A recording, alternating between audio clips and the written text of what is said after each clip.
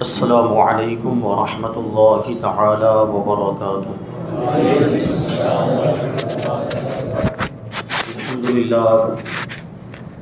الحمد للہ رب العالمین والعاقبۃ للمتقین والصلاة والسلام علی سید الانبیاء والمرسلین وعلی آلہ واصحابہ اجمعین، اما بعد فاعوذ باللہ من الشیطان الرجیم، بسم اللہ الرحمن الرحیم۔ الا ان اولیاء اللہ لا خوف علیہم ولا هم يحزنون الذین آمنوا وكانوا يتقون۔ صدق اللہ مولانا العظیم وصدق رسوله النبی الامین المتین الکریم، ونحن على ذلك لمن الشاهدین والشاکرین والذاکرین والحامدین والحمد للہ رب العالمین۔ آئیے ہم اور آپ سب سے پہلے حضور سرور کائنات، فخر موجودات، باعث تخلیق کائنات، احمد مجتبی محمد مصطفیٰ صلی اللہ علیہ وسلم کی بارگاہ بے کس پناہ میں درود و سلام کا ہدیہ پیش کریں اور پڑھیں اللہم صلی علی سیدنا و مولانا محمد معدن الجود والکرم وآلہ الکرام وابنہ الکریم وبارک وسلم صلاۃ و سلام علیک یا رسول اللہ صلی اللہ تعالی علیہ وسلم۔ عزیزان ملت اسلامیہ، آج انشاءاللہ تبارک و تعالی سیدنا شیخ عبد القادر جیلانی غوث اعظم رضی اللہ تعالیٰ عنہ کا تذکرہ کریں گے۔ گزشتہ سال بھی اس موقع پر غوث پاک رضی اللہ تعالیٰ عنہ کی زندگی کے حالات بیان کیے گئے تھے۔ اس میں غوث پاک رضی اللہ تعالیٰ عنہ کی بغدادی زندگی کے تعلق سے کچھ ضروری واقعات بیان کیے گئے تھے۔ غوث پاک رضی اللہ تعالیٰ عنہ جیلان سے بغداد تشریف لائے، تو بغداد آنے کے بعد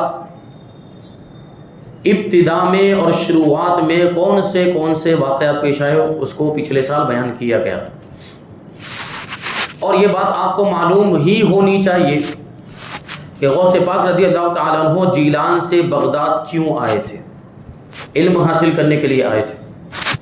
تو یہاں مختلف علماء اور فقہاء کی بارگاہ میں رہ کر غوث پاک رضی اللہ تعالیٰ عنہ علم حاصل کرتے رہے، اور پھر جب علم ظاہری سے فارغ ہو گئے، علم شریعت حاصل کر لیا،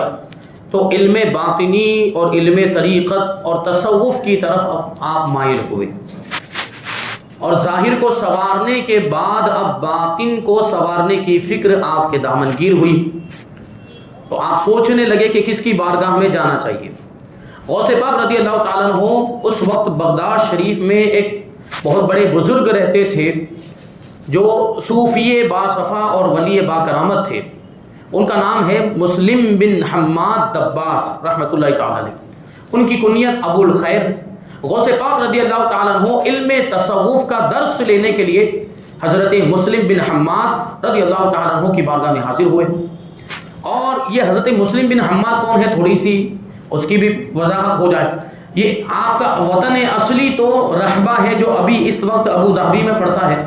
لیکن آپ نے مستقل طور پر بغداد شریف میں سکونت اختیار کر لی تھی، اور بغداد کے محلہ مظفریہ میں آپ رہا کرتے تھے، اور ایسے با کرامت بزرگ تھے کہ اللہ تبارک و تعالیٰ نے آپ کو مستجاب الدعوات بنایا تھا۔ جو دعا کرتے تھے اللہ تبارک و تعالیٰ وہ دعا کو قبول فرما دیا کرتا تھا۔ اور دباس آپ کے نام کے ساتھ لگتا ہے۔ دباس کا مطلب ہوتا ہے عربی زبان میں شیرہ انگور بیچنے والا، انگور کا شیرہ بیچنے والا۔ چونکہ حضرت مسلم بن حماد رضی اللہ تعالیٰ عنہ رزق حلال کی تلاش میں یہ انگور کا شیرہ نکال کر بیچا کرتے تھے، اس لیے آپ کو دباس کہا جاتا تھا۔ اور آپ کی یہ ایک بالکل خاص اور بالکل ظاہر کرامت ہے کہ آپ جو شیرہ انگور لے کر بیچنے کے لیے نکلتے تھے، اس شیرے پر کبھی بھی کوئی بھی مکھی نہیں بیٹھتی تھی۔ یہ غوث پاک رضی اللہ تعالیٰ عنہ کے استاد گرامی ان کا یہ مرتبہ. تو غوث پاک رضی اللہ تعالیٰ عنہ ان کی بارگاہ میں کیسے حاضر ہوئے اس کا واقعہ وہ خود بیان کرتے ہیں کہ حضرت غوث پاک رضی اللہ تعالیٰ عنہ کہتے ہیں کہ جب علم شریعت میں نے حاصل کر لیا، جب ظاہری علم حاصل کر لیا، حدیث کا علم، تفسیر کا علم، فقہ کا علم حاصل کر لیا، قرآن کا علم حاصل کر لیا، تو میرے دل میں کچھ خطرات اور کچھ وسوسے میں نے محسوس کیے کہ میرے دل میں کچھ ابھی بھی شبہات ہیں اور کچھ ابھی بھی شکوک باقی ہیں. تو میں نے اللہ تبارک و تعالیٰ کی بارگاہ میں دعا کی، پروردگار عالم کی بارگاہ میں عرض کیا کہ اے پروردگار عالم، مجھے کسی ایسے بزرگ کی صحبت نصیب فرما جو میرے خطرات نفس اور قلبی وسوسوں کو دور کر دے،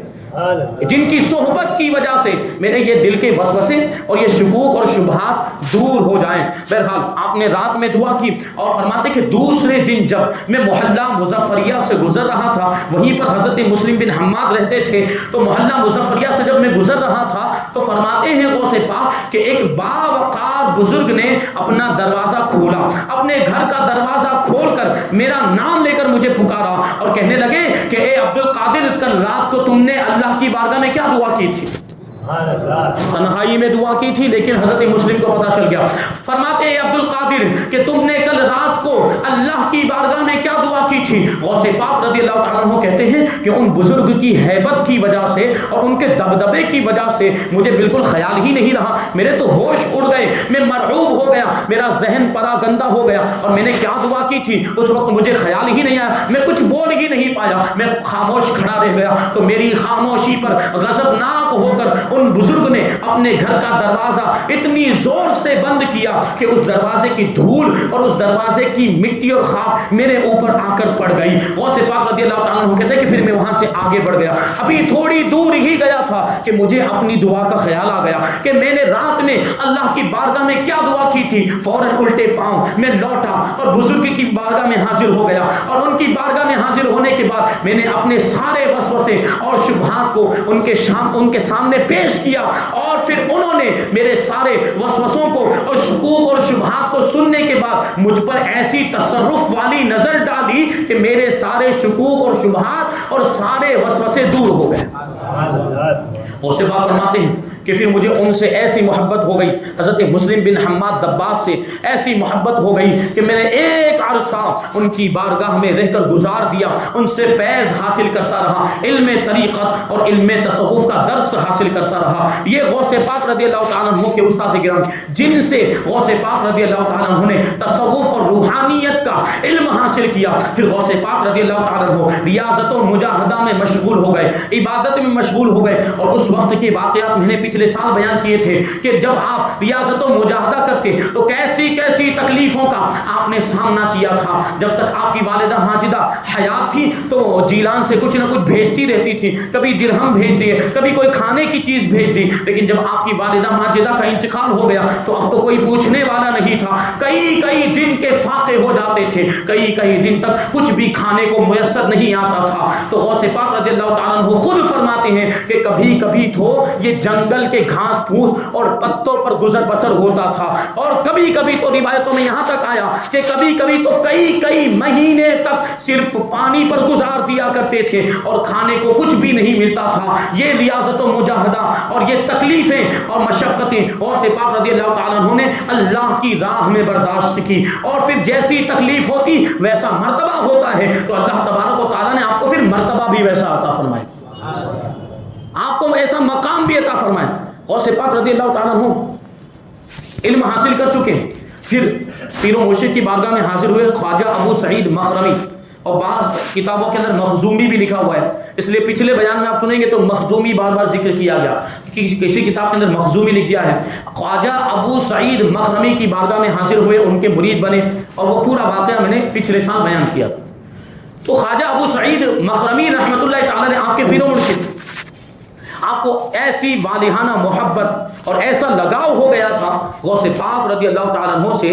کہ حضرت خواجہ ابو سعید مخرمی نے اپنا مدرسہ، اپنا پورا مدرسہ غوث پاک کو سونپ دیا کہ آپ چلائیے. مدرسہ جو بغداد شریف کے اندر موجود تھا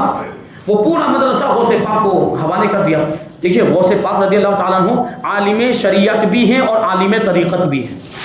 اور عالم دین اور مفتی شرع بھی ہیں، اور قاضی ملت فضیلت بھی ہے۔ غوث پاک رضی اللہ تعالیٰ عنہ کی بارگاہ میں لوگ علم حاصل کرنے کے لیے بھی آتے تھے اور فتویٰ پوچھنے کے لیے بھی آتے تھے۔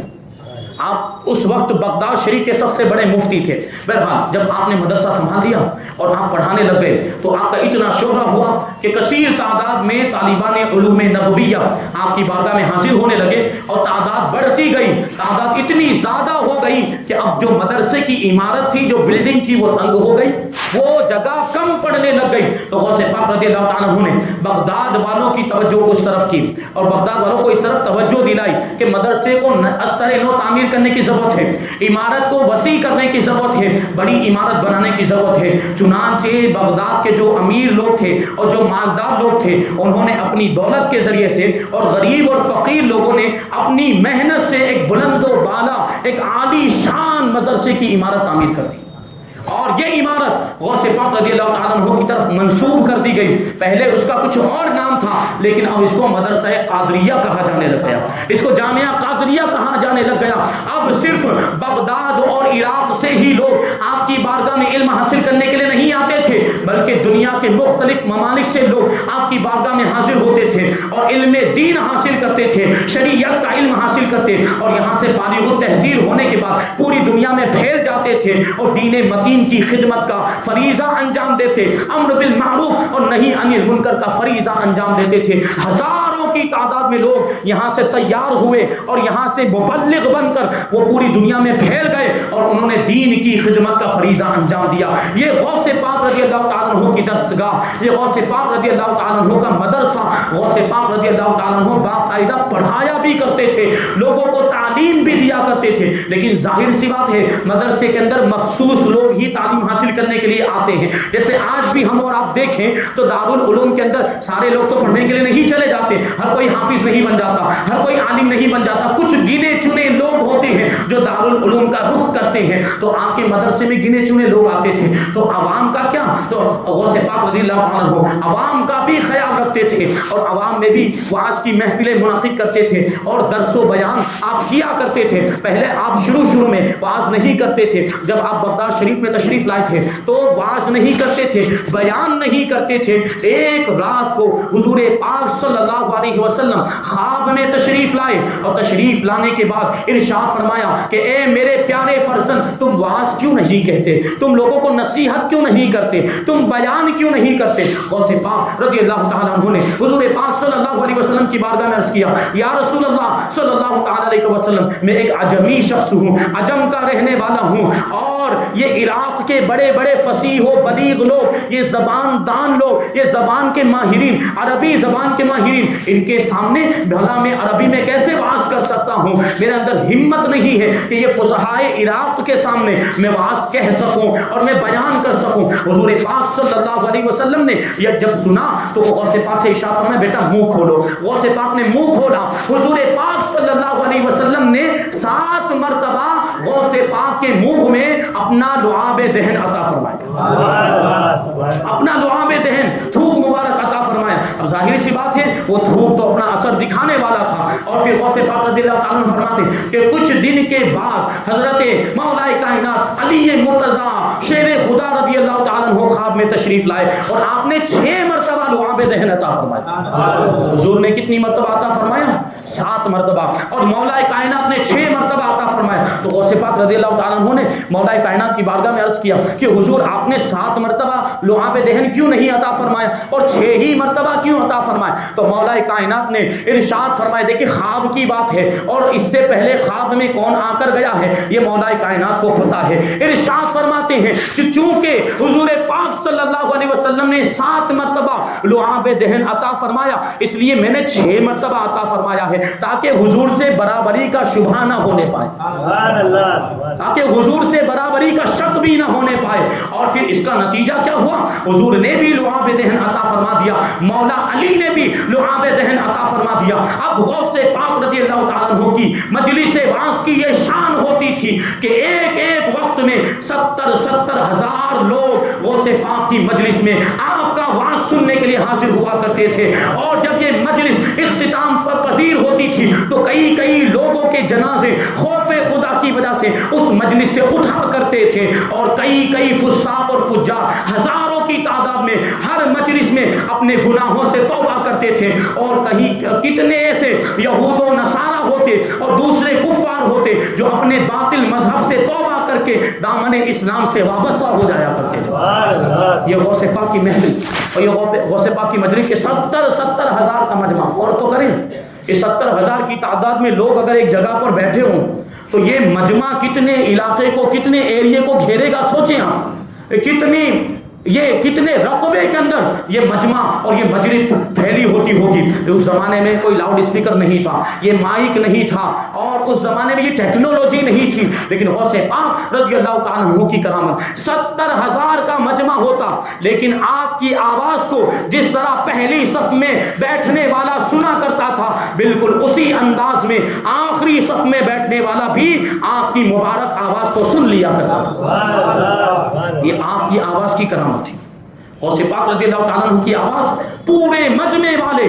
پوری محفل کے لوگ حاضرین بیک اور یکساں طور پر بیک وقت یکساں طور پر سنا کرتے تھے ایک ہی انداز میں، اور پوری بات سب کو سمجھ میں آتی تھی۔ یہ غوث پاک رضی اللہ تعالیٰ عنہ اور امر بالمعروف نہی عن المنکر کا جذبہ کیسا تھا، یہ فریضہ آپ نے کیسے انجام دیا۔ امر بالمعروف اور نہی عن المنکر کا مطلب کیا ہوتا ہے؟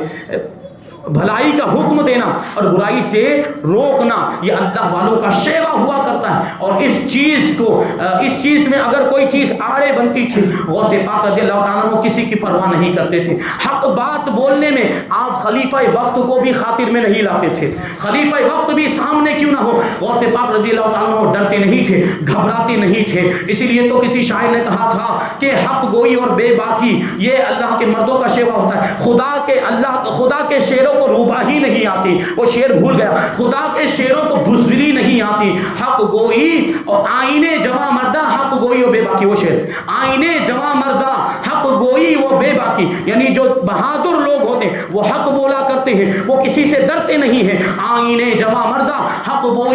گوئی و بے باکی، خدا کے شیروں کو آتی نہیں روباہی، یعنی خدا کے شیروں کو بزدلی نہیں آتی۔ یہ اللہ کے شعر غوث پاک رضی اللہ تعالیٰ عنہ بادشاہ کو بھی اور خلیفہ کو بھی خاطر میں نہیں لاتے تھے۔ اور حدیث میں بھی تو آیا ہے افضل الجہادی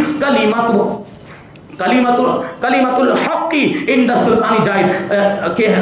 سب سے بہترین جہاد یہ ہے کہ ظالم بادشاہ کے سامنے بھی حق بات کہی جائے، ظالم بادشاہ کے سامنے بھی حق بات کہی جائے۔ چنانچہ آپ کے زمانے میں ایک خلیفہ جو تھا المقتضی لامر اللہ، اس نے ایک ظالم و جابر شخص کو ابو الوفا یحییٰ کو لوگوں کا قاضی بنا دیا، تو بڑا ظالم و جابر تھا۔ غوث پاک رضی اللہ تعالیٰ عنہ کو جب یہ بات پتہ چلی تو آپ نے برسرے منبر اپنے واعظ میں خلیفہ وقت کو للکارا، اور اس کو للکار کر ارشاد فرمایا کہ تم نے ایک ظالم اور جابر شخص کو لوگوں کا حاکم بنا دیا ہے، تو تم ہوش کرو، ہوش رکھو کہ کل قیامت کے دن خدا قہار اور جبار کی بارگاہ میں حاضر ہو کر تمہیں جواب بھی دینا ہے۔ اس وقت شرمندگی کا سامنا کرنا پڑے گا، اس وقت ندامت کا سامنا کرنا پڑے گا۔ غوث پاک رضی اللہ تعالیٰ عنہ کی ہیبت و جلال کا یہ عالم تھا کہ جب خلیفہ وقت مقتضی لامر اللہ کو غوث پاک کی یہ بات پہنچی تو وہ لرزہ بر اندام ہو گیا، اس نے اپنی غلطی کا اعتراف کیا، اور جو ظالم و جابر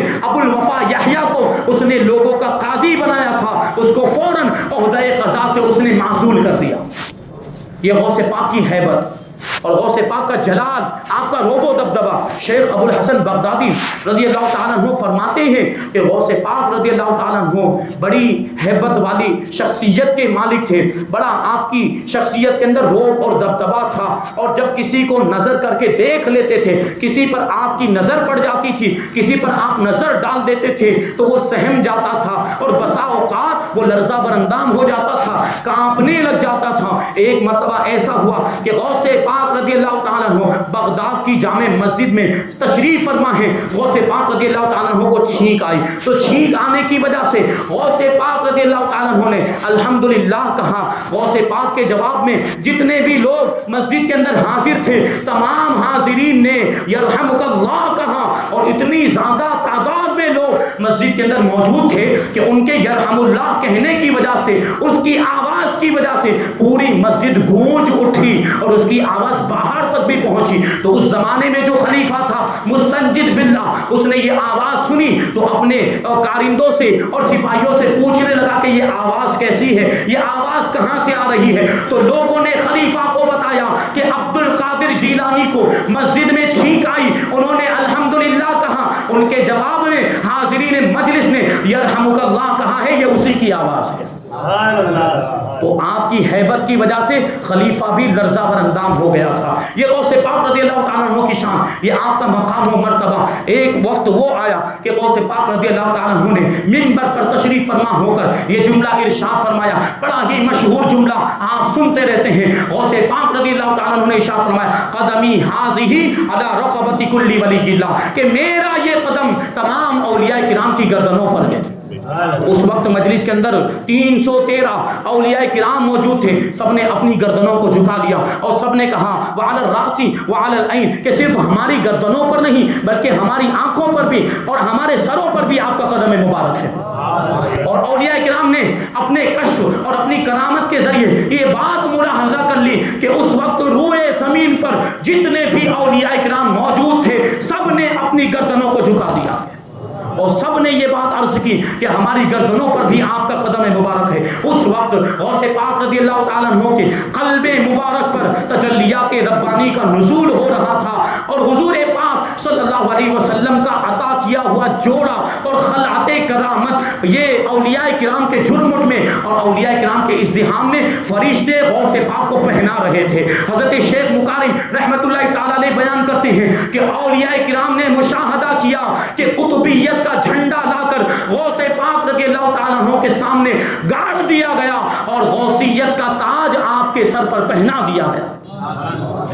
اس وقت غوث پاک رضی اللہ تعالیٰ عنہ نے یہ جو ارشاد فرمایا یہ اپنی طرف سے ارشاد نہیں فرمایا تھا کہ میرا قدم تمام اولیاء کرام کی گردنوں پر، یہ اللہ کے حکم سے ارشاد فرمایا تھا۔ اسی لیے تو حضرت عدی بن مسافر رحمۃ اللہ تعالی علیہ فرماتے ہیں کہ غوث پاک رضی اللہ تعالیٰ عنہ کو مقام فردیت عطا ہوا اور غوث پاک رضی اللہ تعالیٰ عنہ نے یہ جو ارشاد فرمایا کہ میرا یہ قدم تمام اولیاء کرام کی گردنوں پر ہے، یہ مقام فردیت کی طرف اشارہ ہے۔ جو ولایت کا ایک مرتبہ ہوتا ہے، ولایت کا ایک درجہ ہوتا ہے کہ وہ پھر اللہ کا ولی تمام اولیاء کرام کا سردار بن جاتا ہے، یہ غوث پاک کی شان۔ لیکن حضرت عدی بن مسافر آگے بیان کرتے ہیں کہ دوسرے اولیاء کرام کو بھی مقام فردیت ملا ہے، یہ منصب ملا ہے، یہ مرتبہ ملا ہے، لیکن کسی کو اس کے اظہار کرنے کا حکم نہیں ہوا اور کسی کو اس کو ظاہر کرنے کی اجازت نہیں ملی سوائے عبد القادر جیلانی کے، کیونکہ ان کو اللہ تبارک و تعالیٰ نے اس مرتبے کو ظاہر کرنے کا حکم دیا۔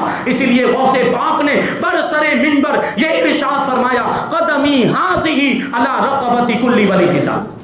اور صرف عدی بن مسافر نہیں بلکہ دوسرے بہت سارے اولیاء کرام اور بزرگان دین نے اس بات کا اعتراف کیا۔ حضرت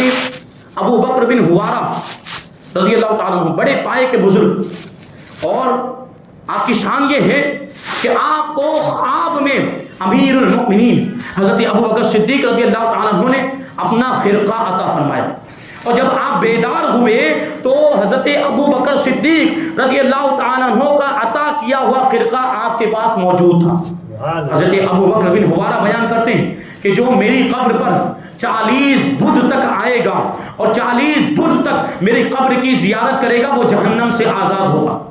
اور جو میرے مزار میں داخل ہو جائے گا، جو میرے روزے میں داخل ہو جائے گا وہ آگ سے محفوظ رہے گا۔ اور یہ کرامت آج بھی حضرت ابو بکر بن حوارہ کی جاری ہے کہ آپ کے مزار کے قریب نہ گوشت پک سکتا ہے، نہ بھن سکتا ہے، نہ مچھلی پکائی جا سکتی ہے، نہ مچھلی کو بھنا جا سکتا ہے، کیونکہ آگ وہاں پہ جلتی ہی نہیں ہے، آگ روشن ہی نہیں ہوتی۔ یہ ایسے باکرامت اللہ کے ولی ہیں۔ یہ کیا ارشاد فرماتے ہیں غوث پاک رضی اللہ تعالیٰ عنہ کے بارے میں؟ حضرت ابو بکر بن حوارہ رضی اللہ تعالیٰ عنہ نے ایک مرتبہ اپنے مریدین سے ارشاد فرمایا کہ عراق کے 8 اولیاء کرام یہ مرتبہ قطبیت پر فائز ہونے والے ہیں، ان کو مرتبہ قطبیت ملے گا، مرتبہ اوتاد ملے گا، وہ اوتاد کے منصب پر فائز ہونے والے ہیں، اور ان کے نام یہ ہیں۔ پہلے نمبر پر حضرت معروف خرقی، پھر ہے امام احمد ابن حنبل، پھر ہے بشر حافی رحمۃ اللہ تعالی علیہ، پھر چوتھے نمبر پر ہے حضرت منصور بن عمار رضی اللہ تعالیٰ عنہ، 5ویں نمبر پر حضرت جنید بغدادی رضی اللہ تعالیٰ عنہ، اور 6 نمبر پر حضرت سری سقطی رحمۃ اللہ تعالی علیہ، اور 7ویں نمبر پر ہے حضرت سہیل بن عبداللہ تستری رضی اللہ تعالیٰ عنہ، اور 8ویں نمبر پر ہے عبد القادر جیلانی رضی اللہ تعالیٰ عنہ۔ تو لوگوں نے پوچھا کہ حضرت عبد القادر جیلانی کون ہے؟ تو حضرت ابو بکر بن حوارہ رضی اللہ تعالیٰ عنہ نے جواب دیا کہ عبد القادر یہ جیلان کے رہنے والے، یہ ایک عجمی سید ہیں جو جیلان کے رہنے والے ہوں گے، جیلان ان کا وطن ہوگا لیکن بغداد ان کا مسکن ہوگا، یعنی بغداد میں وہ رہائش اختیار کریں گے، بغداد میں آنے کے بعد یہاں پر وہ بس جائیں گے اور 5ویں صدی میں ان کا ظہور ہوگا، 5ویں صدی میں وہ پیدا ہوں گے۔ اور غوث پاک رضی اللہ تعالیٰ عنہ کی شان بیان کرتے ہوئے حضرت ابو بکر بن حوارہ کہتے ہیں کہ ایک وقت ایسا آئے گا کہ شیخ عبد القادر جیلانی منبر پر کھڑے ہو کر ارشاد فرمائیں گے کہ میرا یہ قدم تمام اولیاء کرام کی گردنوں پر ہے، تو اس وقت روئے زمین پر جتنے بھی اولیاء کرام موجود ہوں گے سب اپنی گردنوں کو جھکا دیں گے اور سب عرض کریں گے کہ یا غوث پاک صرف ہماری گردنوں پر نہیں بلکہ ہماری آنکھوں اور ہمارے سروں پر بھی آپ کا قدم مبارک ہے۔ یہ غوث پاک رضی اللہ تعالیٰ عنہ کی شان۔ ایک اور بزرگ کا حوالہ بیان کر کے میں اپنی بات کو ختم کر دوں، حضرت تاج العارفین ابو الوفا محمد کاکیس رحمۃ اللہ تعالیٰ علیہ، یہ بغداد کے شیخ المشائخ اور امیر الاولیاء ہیں، اور 70 بادشاہ آپ کے مرید تھے، 70 بادشاہ آپ کے مریدین میں شامل تھے۔ حضرت تاج العارفین محمد کاکیس، اب سوچیں کتنا بڑا مرتبہ ہوگا، آپ کے مریدین میں تو 70 بادشاہ تھے، اور حال یہ تھا کہ جب آپ کہیں پر جاتے، کہیں تشریف لے جاتے تو وہ 17 بادشاہ ادب کے ساتھ آپ کے ساتھ چلا کرتے تھے، 17 بادشاہ حضرت محمد کاکیس کے مریدین میں شامل تھے، اور اللہ نے آپ کو کیسا مرتبہ عطا فرمایا تھا، کیسی شان۔ ایک مرتبہ آپ نے ارشاد فرمایا، بلکہ اکثر آپ یہ ارشاد فرمایا کرتے تھے کہ کوئی بھی بندہ سجادہ مشیخت پر اس وقت تک نہیں بیٹھ سکتا جب تک کہ وہ کاف سے لے کر قاف تک کا علم حاصل نہ کر لے، یعنی کوئی بھی بندہ اور کوئی بھی انسان اس وقت تک شیخ اور پیر نہیں بن سکتا جب تک کہ اس کو کاف سے لے کر قاف کا علم حاصل ہو جائے۔ لوگوں نے عرض کیا حضور یہ کاف سے کیا مراد ہے اور قاف سے کیا مراد ہے؟ تو حضرت تاج العارفین محمد کاکیس رحمت اللہ تعالیٰ نے ارشاد فرمایا کاف سے مراد ہے کن فیکون، یعنی رب نے جب دنیا پیدا کرتے وقت ارشاد فرمایا تھا اے زمین ہو جا، اے ساری مخلوقات پیدا ہو جا، تو اللہ کے کن فرمانے سے یہ ساری مخلوقات وجود میں آ گئی، تو وہ مراد ہے کن فیکون مراد ہے، اور قاف سے مراد وقفوہم ایہم مسئولون، اور یہ ارشاد فرمایا وقفوہم کہ قیامت کے میدان میں سب کو جمع کیا جائے گا، وقفوہم ایہم مسئولون، اور کما قال اللہ تبارک و تعالی کہ قیامت کے میدان میں سب کو جمع کیا جائے گا اور سب سے سوال کیے جائیں گے اور سب کا حساب و کتاب ہوگا۔ تو اس سے یعنی قاف سے قیامت کا دن مراد ہے، مطلب یہ ہے کہ کاف کا بھی علم ہو جائے، یعنی روز اول سے لے کر جب سے یہ دنیا بنی ہے قیامت کے دن کا سارا علم اس کو کشف کے ذریعے معلوم ہو جائے، تب جا کر وہ سجادہ مشیخت پر بیٹھ سکتا ہے، تب جا کر وہ لوگوں کا شیخ بن سکتا ہے، تب جا کر وہ لوگوں کا پیر بن سکتا ہے۔ اب سوچنے کی ضرورت ہے کہ اس زمانے میں تو پیر بننے کے لیے اتنا زیادہ علم ضروری تھا، اور صرف ظاہری علم نہیں بلکہ باطنی علم بھی ضروری تھا، اس لیے تو فرمایا کہ روز اول سے لے کر جب سے دنیا بنی ہے قیامت تک کا علم اس کے پاس ہونا چاہیے، تب جا کے وہ لوگوں کا پیر بن سکتا ہے۔ یہی حضرت محمد کاکیس رحمت اللہ تعالی علیہ، ان کے بارے میں شیخ عزاز کی ایک روایت ہے، فرماتے ہیں کہ شیخ عزاز نے ایک مرتبہ خواب میں حضور پاک صلی اللہ علیہ وسلم کی زیارت کی، تو اللہ کے رسول صلی اللہ علیہ وسلم کی بارگاہ میں یہ شیخ عزاز عرض کرنے لگے کہ حضور حضرت تاج العارفین محمد کاکیس کے بارے میں آپ کا کیا خیال ہے، آپ ان کے بارے میں کیا فرماتے ہیں؟ تو حضور پاک صلی اللہ علیہ وسلم نے خواب میں شیخ عزاز سے ارشاد فرمایا تھا ما اقول فی من اباہی بہم یوم القیامہ، کہ ان لوگوں کے بارے میں تمہیں کیا بتاؤں، یہ تو وہ لوگ ہیں کہ قیامت کے دن جن کی وجہ سے میں فخر کا اظہار کروں گا کہ میری امت میں اللہ تبارک و تعالیٰ نے ایسے لوگوں کو بھی پیدا فرمایا۔ یہ ہے تاج العارفین ابو الوفا شیخ محمد کاکیس، ان کا یہ مرتبہ۔ تو آپ کی محفل بغداد شریف میں سجتی تھی، آپ وعظ فرمایا کرتے تھے۔ ایک مرتبہ اسی طریقے سے حضرت شیخ محمد کاکیس رحمت اللہ تعالی علیہ وعظ فرما رہے تھے، آپ کی مجلس سجی ہوئی تھی، اور یہ وہ زمانہ تھا جب غوث پاک رضی اللہ تعالیٰ عنہ نوجوانی کے عالم میں مدرسہ نظامیہ میں تعلیم حاصل کر رہے تھے، اور اس وقت آپ طالب علم تھے، تو غوث پاک رضی اللہ تعالیٰ عنہ بھی حضرت شیخ محمد کاکیس رحمت اللہ تعالی علیہ کی مجلس میں حاضر ہوئے۔ مجلس میں آنے کے بعد ابھی بیٹھے ہی تھے کہ حضرت شیخ محمد کاکیس رحمۃ اللہ تعالی علیہ کی نظر حضرت غوث پاک رضی اللہ تعالیٰ عنہ کے چہرے پر پڑی تو شیخ محمد کاکیس نے مجلس میں حاضرین سے کہا کہ اس لڑکے کو مجلس سے باہر نکال دو، اس لڑکے کو مجلس سے باہر نکال دو۔ حکم ملتے ہی حاضرین مجلس نے غوث پاک رضی اللہ تعالیٰ عنہ کو مجلس سے باہر نکال دیا۔ بڑی تعجب خیز بات ہے، اللہ کے ولی تو اللہ کے ولیوں کو پہچان لیا کرتے ہیں، لیکن یہ عجیب معاملہ تھا کہ حضرت شیخ محمد کاکیس نے غوث پاک رضی اللہ تعالیٰ عنہ کو مجلس سے باہر نکالنے کا حکم دیا تو سب نے غوث پاک کو مجلس سے باہر نکال بھی دیا، لیکن غوث پاک رضی اللہ تعالیٰ عنہ رنجیدہ نہیں ہوئے، غمگین نہیں ہوئے، پھر سے مجلس میں آ کر بیٹھ گئے۔ اب شیخ محمد کاکیس نے دیکھا کہ یہ لڑکا تو دوبارہ مجلس میں آ گیا تو دوبارہ حکم دیا کہ اس لڑکے کو پھر سے مجلس سے باہر نکال دو۔ دوبارہ آپ کو مجلس سے باہر نکال دیا گیا۔ اب حاضرین مجلس بھی تعجب کر رہے ہیں، حیران و پریشان، ایک ایسا عجیب لڑکا ہے کہ بار بار اس کو مجلس سے نکالا جاتا ہے لیکن بار بار مجلس میں آنے کے بعد بیٹھ جاتا ہے۔ تیسری مرتبہ بھی غوث پاک رضی اللہ تعالیٰ عنہ مجلس میں آ کر بیٹھ گئے۔ اب کی مرتبہ شیخ محمد کاکیس رحمۃ اللہ تعالیٰ نے غوث پاک کو مجلس سے باہر نہیں نکالا بلکہ حاضرین مجلس کو حکم دیا کہ اس لڑکے کو میرے پاس لے کر آؤ۔ اب غوث پاک رضی اللہ تعالیٰ عنہ کو لے کر لوگ ان کی کرسی کے پاس پہنچے اور کرسی کے پاس لے جا کر غوث پاک رضی اللہ تعالیٰ عنہ کو کھڑا کر دیا۔ ابھی غوث پاک رضی اللہ تعالیٰ عنہ بچپنے کے عالم میں ہیں۔ تاج العارفین ابو الوفا شیخ محمد کاکیس رحمۃ اللہ تعالیٰ علیہ نے کھڑے ہو کر غوث پاک رضی اللہ تعالیٰ عنہ کی پیشانی کا بوسہ لے لیا ہے اور حاضرین مجلس سے ارشاد فرماتے ہیں کہ میں نے اس لڑکے کو 2 مرتبہ اپنی مجلس سے اس لیے نکالا تاکہ تمہاری پوری توجہ اس کی طرف ہو جائے اور تم اس لڑکے کو اچھی طرح سے جان لو اور پہچان لو۔ تمہیں معلوم ہونا چاہیے یہ بچہ کون ہے، یہ بچہ کوئی معمولی بچہ نہیں ہے، یہ بچہ میرے بعد قطب الاقطاب کے مرتبے پر فائز ہونے والا ہے، یہ بچہ اللہ کا ولی ہے۔ تم اللہ کے ولی کی تعظیم کے لیے کھڑے ہو جاؤ۔ تو سارے مجلس میں جتنے بھی حاضرین تھے سب غوث پاک رضی اللہ تعالیٰ عنہ کی تعظیم کے لیے کھڑے ہو گئے۔ اب حضرت شیخ محمد کاکیس رحمۃ اللہ تعالیٰ علیہ نے اپنا عصا، اپنی تسبیح، اپنا مصلح، اپنی چٹائی اور بھی بہت کچھ نعمتیں غوث پاک رضی اللہ تعالیٰ عنہ کو عطا فرمائی اور ارشاد فرمایا کہ اے عبد القادر ابھی تمہارا لڑکپن ہے اور ہمارا بڑھاپا ہے، لیکن میری آنکھیں دیکھ رہی ہے کہ ایک وقت وہ آئے گا کہ تم منبر پر کھڑے ہو کر برسر منبر اعلان کرو گے کہ میرا یہ قدم تمام اولیاء کرام کی گردنوں پر ہے اور اللہ کے حکم سے تم یہ اعلان کرو گے۔ پھر حضرت شیخ محمد کاکیس رحمۃ اللہ تعالیٰ علیہ نے اپنی سفید داڑھی کو پکڑ کے ارشاد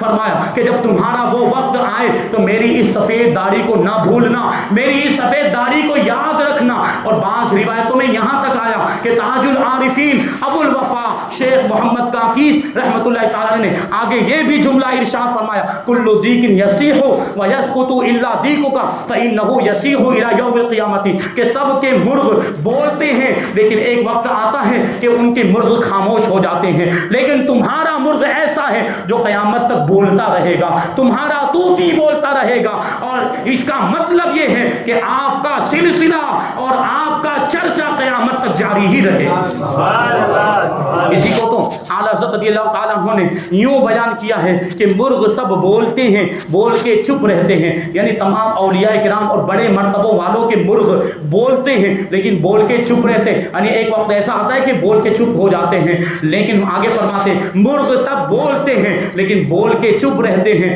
ہاں اصیل ایک نوا سنج رہے گا تیرا، ہاں اصیل ایک نوا سنج رہے گا تیرا، یعنی آپ کا جو مرغ ہے وہ اصلی مرغ ہے اور یہ مرغ ایسا مرغ ہے جو قیامت تک بولتا ہی رہے گا۔ آپ کی ولایت کا، آپ کی قطبیت کا، آپ کی غوثیت کا چرچا قیامت تک لوگ کرتے ہی رہیں۔ یہ غوث پاک رضی اللہ تعالیٰ عنہ کی شان ہے، اور بھی بہت سی باتیں ہیں بیان کی جا سکتی ہیں، انشاءاللہ تبارک و تعالیٰ اس کو پھر کبھی ہم شامل کریں گے۔ اللہ تبارک و تعالیٰ کی بارگاہ میں دعا ہے کہ جو کچھ بھی بیان ہوا اس پر ہم سب کو عمل کرنے کی توفیق عطا فرمائے، غوث پاک رضی اللہ تعالیٰ عنہ کے نقش قدم پر چلنے، ان کے بتائے ہوئے چلے ہوئے طریقے پر ہم سب کو عمل کرنے کی توفیق عطا فرمائے، اور غوث پاک کے فیوز و برکات سے ہم سب کو مالا مال فرمائے۔ وما علینا الا البلاغ۔